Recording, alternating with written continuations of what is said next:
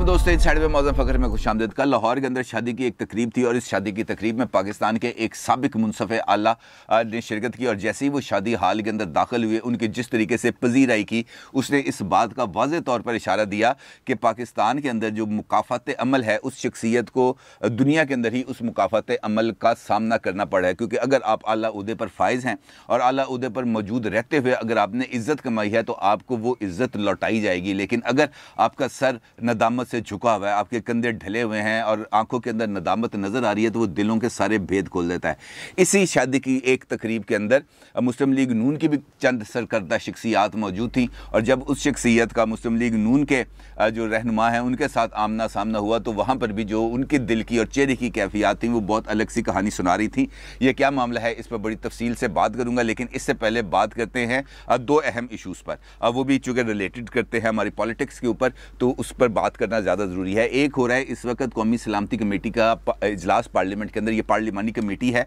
और इस इजलास के अंदर हमारी जो अस्करी क़यादत है उसने ब्रीफिंग देनी है हमारी पॉलिटिकल क़यादत को और पॉलिटिकल क़यादत को आगाह करना है कि इस वक्त पाकिस्तान के अंदर जो सिक्योरिटी सूरत हाल है वो किस लेवल पर और ख़ास तौर पर TTP के साथ जो मुज़ाकरात हो रहे हैं उस मुज़ाकरात में किस हद तक पेशरत हुई है और वो क्या मामला चल रहा है, उनकी क्या डिमांड्स चल रही हैं। लेकिन इस मुलाकात से पहले शहबाज शरीफ साहब वो ना सिर्फ इस्लामाबाद पहुँच चुके हैं बल्कि वो उन्होंने कम अज़ कम को 10-15 दिन इस मरतबा इस्लामाबाद में क़याम करना है और इस्लामाबाद के अंदर उनके क़याम का जो एजेंडा है वो बहुत ज़्यादा तवील है। उस एजेंडे पे भी बात करूँगा आपसे आगे चल के, लेकिन इस इजलास में शिरकत से पहले शहबाज शरीफ साहब की तरफ से एक अहम मुतालबा सामने आया है और वो मुतालबा ये है कि TLP के साथ जो मुआहदा हुआ है हुकूमत का खुफिया मुआहदा जिस पर अमल दरामद का भी आगाज़ हो चुका है, उस मुआहदे का उन्होंने मुतालबा किया है कि तमाम तर तफसीलात पार्लियामेंट के अंदर पेश की जाएँ और जो कौमी क़यादत है उसको इस बारे में ब्रीफ किया जाए, उसको बताया जाए कि वो कौन से हालात थे जिनके अंदर TLP के साथ मुआहदा करना पड़ा। इंपॉर्टेंट मुतालबा है जो उनका सामने आया, लेकिन देखना यह है कि वो कौमी सलामती कमेटी के इजलास में ये अपना मुतालबा दोहराएंगे क्योंकि TLP के साथ जो मुआहदा हुआ उसके अंदर जो रोल है वो जो मुज़ाकरातकार थे उन्होंने इस बात का बरमला इज़हार किया, मुफ्ती मुनीब साहब ने, अकील करीम डैडी साहब ने, बशीर फारूकी साहब ने, कि इसके अंदर इंपॉर्टेंट रोल है army chief general Qamar Javed Bajwa साहब का। और चूँकि कमर जावेद बाजवा साहब ने भी इस मुलाकात में इस मीटिंग के अंदर शिरकत करनी है तो मेरा ख्याल है कि शहबाज शरीफ साहब अगर बराह रास्त उनसे ये बात पूछने का हौसला कर सकें तो उनको इसका कुछ शाफी जवाब भी मिल सकता है और शायद उसके बाद फिर ये मामला जो है पार्लियामेंट के अंदर पेश किया जा सकता है। शहबाज शरीफ साहब इस्लामाबाद में हैं और तकरीबन 10 दिन का क़याम है उनका इस्लामाबाद में और इसके अंदर एक तो उन्होंने कुछ इजलास हैं उनकी सदारत करनी है और इसके साथ साथ उन्होंने कौमी सलामती कमेटी के इजलास में शिरकत करनी है। उसके बाद आज शाम को मुस्लिम लीग नून का एक और इजलास है जिसके अंदर मुस्लिम लीग नून की क़यादत को आज के जो इजलास हो रहा है उसके बारे में शहबाज शरीफ साहब ने ब्रीफिंग देनी है और उस ब्रीफिंग को यकीनी तौर पर उन्होंने फिर नवाज शरीफ साहब को भी देनी है। इसके साथ साथ उन्होंने जो सेनेट और कौमी असम्बली है इसके अंदर जो पार्लिमानी पार्टी है उसका भी उन्होंने मुश्तरका इजलास तलब कर रखा है, उन्होंने उसकी भी सदारत करनी है और इसके साथ साथ उन्होंने मुख्तलिफ अपोजिशन रहनुमाओं के साथ भी मुलाकातें करनी है, मुत्तहिदा अपोजिशन के एक इजलास की भी सदारत करनी है जिसके अंदर पार्लियामेंट के मुश्तरका इजलास में हुकूमत की राह में रोड़े अटकाने की उन्होंने कोई पॉलिसी बनाई है, उस पॉलिसी पर भी उन्होंने उनको एतमाद भी लेना है। और इसके साथ साथ उनकी कुछ ऑन रिकॉर्ड मुलाकातें भी शेड्यूल हैं और कुछ ऑफ द रिकॉर्ड मुलाकातें भी मुतवक्के हैं जो इसी रवा हफ्ते के दौरान हो जाएंगी और देखते ही हैं कि उसमें उनको आगे एक पैसेज क्या मिलेगा। दूसरी बात यह है कि शहबाज शरीफ साहब ने ये मुतालबा तो कर दिया कि जनाब TLP के साथ जो भी बातचीत है उसको मंजर आम पर लाया जाए, लेकिन TLP की तरफ से भी एक जवाब आया है सामने, वो भी बड़ा दिलचस्प है क्योंकि कालादम तहरीक लब्बैक पाकिस्तान ने अपनी जमात के साथ से कालादम का टैग हटते साथ ही हुकूमत का शुक्रिया अदा करने की बजाय इमरान सरकार साहब को साफ जवाब, कोरा चिट्टा जवाब दे दिया और ये जवाब देकर उन्होंने ना सिर्फ उनकी उम्मीदों पर पानी फेर दिया है बल्कि मुस्तकबिल के हवाले से अपनी सियासी हिकमत अमली की भी कोई ना कोई राह उन्होंने तजवीज़ की है। तहरीक लब्बैक की मरकज़ी मजलिस शूरा का इजलास होता है, हुकूमत की तरफ से वो नोटिफिकेशन जो जारी किया गया है उनसे काला दम का टैग हटाने के लिए, तो उसके बाद मरकज़ी मजलिस शूरा का इजलास होता है और इस मरकज़ी मजलिस शूरा के इजलास में हुकूमत की दरख्वास्त को ना सिर्फ रद्द कर दिया गया बल्कि मुस्तकबिल में भी ऐसे किसी इम्कान को यकसर मुस्तरद कर दिया जाएगा। आप सोच रहे होंगे कि ये मामला क्या है और तहरीक लब्बैक ने शुक्रिया अदा करने की बजाय ताउन की दरख्वास्त मुँह पर क्यों दे मारी, तो उसकी वजह यह है कि TLP के साथ जब गुफ्तगू चल रही थी और उसके अंदर जब शेख रशीद अहमद साहब और नूरुल्लाह कादरी साहब के मुज़ाकरात के दौरान कुछ और शख्सियात भी वहाँ पर मौजूद थी और वहाँ पर गुफ्तगू के दौरान ये वाला ऑप्शन पर बात की गई कि मुस्तकबिल के अंदर अगर TLP के ऊपर से ये तमाम पाबंदियाँ वगैरह हटा दी जाएँ, ये 4th शेड्यूल 1st शेड्यूल ख़त्म कर दिया जाए, तो उसके साथ अगर इश्तराक अमल हो जाए TLP का PTI के साथ, तो PTI के लिए कुछ सियासी आसानियाँ बन सकती हैं। और उन सियासी आसानियों के लिए ज़रूरी है कि एक इंतखाबी इत्तेहाद या कोई सीट एडजस्टमेंट या सपोर्ट का ऐलान किया जाए। और उसके लिए चूँकि उस वक्त NA 133 के इलेक्शंस के हवाले से बातचीत चल रही थी, तो इब्तदाई तौर पर यह बात सामने आई थी कि TLP NA 133 के अंदर PTI के उम्मीदवार को सपोर्ट करेगी, लेकिन हुआ उसके बिल्कुल बरक्स, क्योंकि जो PTI है उनके जो उम्मीदवार हैं उनके कागजात नामजदगी मुस्तरद हो गए। और यहाँ पर भी PTI की जो सियासी हिकमत अमली है उस पर अफसोस ही किया जा सकता है। अफसोस की वजह यह कि एक उम्मीदवार बनाया और उसका कवरिंग उम्मीदवार भी उसी की अहलिया को बना दिया गया, और दोनों के यानी मियाँ बीवी के जो कागजात नामजदगी के तजवीज़ और तायद कुनंदगान थे वो भी सेम शख्सियात थी। और दिलचस्प बात यह है कि उन शख्सियात का उस हल्के के साथ ताल्लुक ही कोई नहीं था, लिहाजा उनके कागजात मुस्तरद हो गए, या मुस्तरद उन्होंने जानबूझ के कराए, क्योंकि ज़्यादा इम्कान यही है कि उन्होंने अपने कागजात जानबूझ के कराए होंगे, क्योंकि सियासी शख्सियात हैं, उनको इस बात का अंदाज़ा होता है कि पोलिटिकल टेम्परेचर क्या बन रहा है और लोगों के अंदर क्या राय डेवलप हो रही है महंगाई के हवाले से ख़ास तौर पर। तो उसने सोचा होगा जमशेद इकबाल चीमा साहब ने कि यार जो मैंने करोड़ सवा करोड़ रुपया लगाना है तो कम से कम ये 1.25 करोड़ रुपया बचा लो, इसका क्या फ़ायदा, ये राय अल्लाह ही जाना है, तो इसका फ़ायदा कोई नहीं। खैर तो वहाँ पर यह तय पाया कि NA 133 के अंदर TLP की सपोर्ट हासिल की जाएगी, लेकिन उसके बाद हुआ ये कि उम्मीदवार नाअहल हो गए और वहाँ पर अब मुकाबला मुस्लिम लीग नून और पीपल्स पार्टी के दरमियान होगा। और अब देखना यह है कि वहाँ पर जो PTI के जो वोटर सपोर्टर हैं वो या बिल्कुल इंतखाबी अमल से लाताल्लुक होकर बैठ जाते हैं या किसी पार्टी के सपोर्ट में आते हैं। एक अहम मार्का है, उस बारे में मैं आपके साथ किसी दिन तफसील से जिक्र करूँगा, उस एरिए में लोगों से मिलजुल के बातचीत करके, ताकि इस पर तफसील से आपके साथ बात की जा सके। लेकिन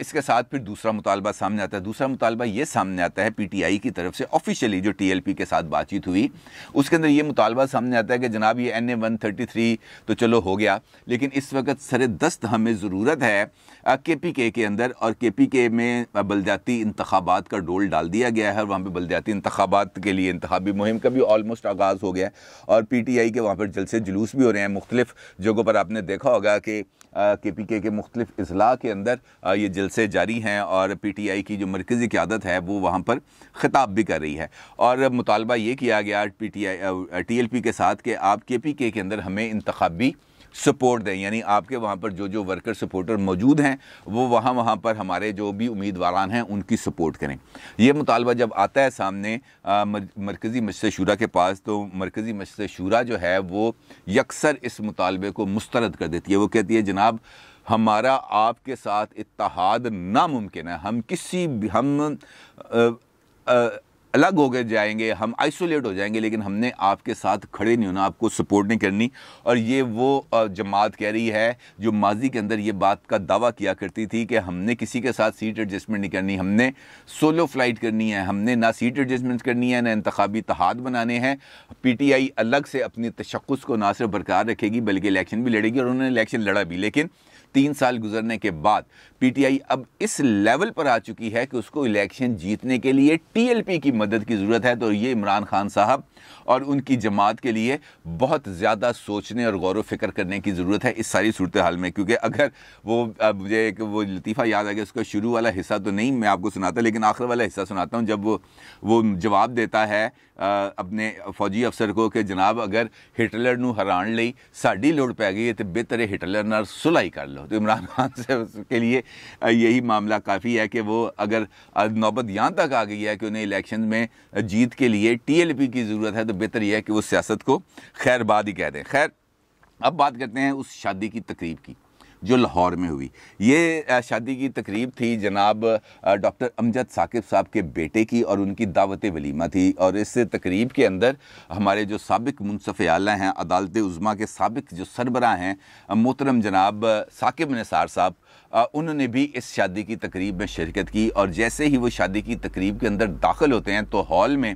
जो मौजूद शुरका थे उनकी तरफ से किसी किस्म की उनकी आमद पर गर्मजोशी का इजहार ना किया जाता है, ना ही उनकी मौजूदगी का कोई बंदा नोटिस लेता है। हर बंदा उनको देख के ना सिर्फ नज़रें चुराता है बल्कि कुछ अजीबोगरीब किस्म के उनके बारे में रिमार्क्स भी कसे जाते हैं। और यहाँ तक भी देखा गया कि साकिब निसार साहब आते हैं और ख़ामोशी से एक साइड पे होकर बैठ जाते हैं और सर झुकाकर वो अपना सोच व मुराकबे के अंदर गुम हो जाते हैं। इसी दौरान वहाँ पर उनकी नज़र पड़ती है, दाएं में वो देखते हैं तो उनको कुछ दूर मुस्लिम लीग नून के कुछ रहनुमा नज़र आते हैं, जिसमें जो सरकर्दा शख्सियत थी वो साद रफ़ीक साहब मौजूद थे उस शादी की तकरीब में। अब जब साकिब निसार साहब देखते हैं कि साद रफ़ीक साहब और दीगर उनके साथ मुस्लिम लीग नून की जो लोकल क़यादत है वो मौजूद है और दोनों का चूँकि एक दूसरे के साथ नज़रें मिल जाती हैं, तो साकिब निसार साहब अपनी कुर्सी से उठते हैं और उठ के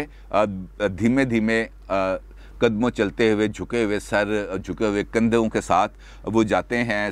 ख़ुद चल के साद रफ़ीक साहब के पास। और साद रफ़ीक साहब उन्हें अपनी तरफ आता देखकर एहतरामन खड़े भी होते हैं और फिर दोनों के दरमियान एक पुरजोश किस्म का मुसाफा होता है जो खासी देर तक जारी रहता है और दोनों के दरमियान कुछ दुआया कलमात का तबादला होता है और उसके बाद साकिब निसार साहब वापस अपनी कुर्सी पर जाकर बैठ जाते हैं। इस सारी सूरत हाल का आपकी खिदमत में पेश करने का जो मकसद है वो सिर्फ़ और सिर्फ ये है कि आपको बताया जाए कि हमारे मुल्क के अंदर जो आला ओहदों पर फाइज शख्सियात हैं वो अगर अपने ओहदों से इंसाफ करें, और ख़ास तौर पर वो शख्सियात जो बैठी ही इंसाफ की कुर्सियों पर हैं, जिनका मकसद ही मुझे और आपको इंसाफ देना है, अगर वो अपने अमाल से, अपने अफ़ाल से, अपने फ़ैसलों में यकतरफ़ा बाइस्ड और किसी दबाव में आकर फैसले करेंगे तो फिर वो अपने ओहदों से ना जस्टिफाई करते हैं और ना ही उस ओहदे से मुंसलिक इज़्ज़त बटोरने के लायक रह जाते हैं। और फिर यही नतीजा निकलता है कि वो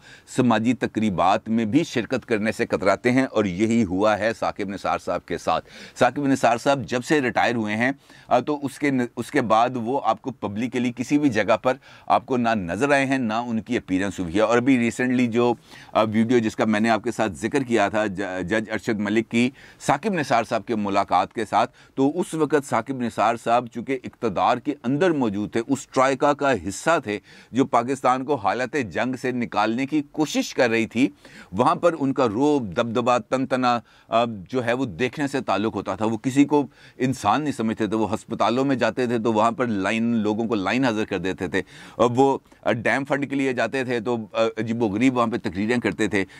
सिटिंग चीफ जस्टिस होते हुए मेरा नहीं ख्याल कि उनके अलावा किसी और चीफ जस्टिस ने ओहदे पर बैठते हुए किसी टीवी एंकर को इंटरव्यू दिया हो। वही साकिब निसार साहब थे जो बतौर जज चीफ जस्टिस ऑफ पाकिस्तान उन्होंने टीवी पर इंटरव्यूज़ भी दिए, लाइव शोज़ में आए, फंड रेजिंग के अंदर आए और आके वहाँ पर तकारीर भी की। तो चूँकि इंसान ने जो कुछ बोया होता है उसको काटना ही पड़ता है और ये मुकाफ़ात अमल है और इस मुकाफ़ात अमल के अंदर उनको उसका हिस्सा बटोरना है। काश साकिब निसार साहब और उन जैसे दीगर जज साहिबान अपनी गलतियों का बरमला इतराफ़ भी करें और काश उन्होंने जब वो अपने ओहदों पर मौजूद थे उस वक़्त अपने ओहदों के साथ इंसाफ किया होता तो उनको आज ये देखना ना पड़ता। अपनी राय का ज़रूर इज़हार कीजिएगा। आपका बहुत शुक्रिया। अल्लाह हाफ़िज़।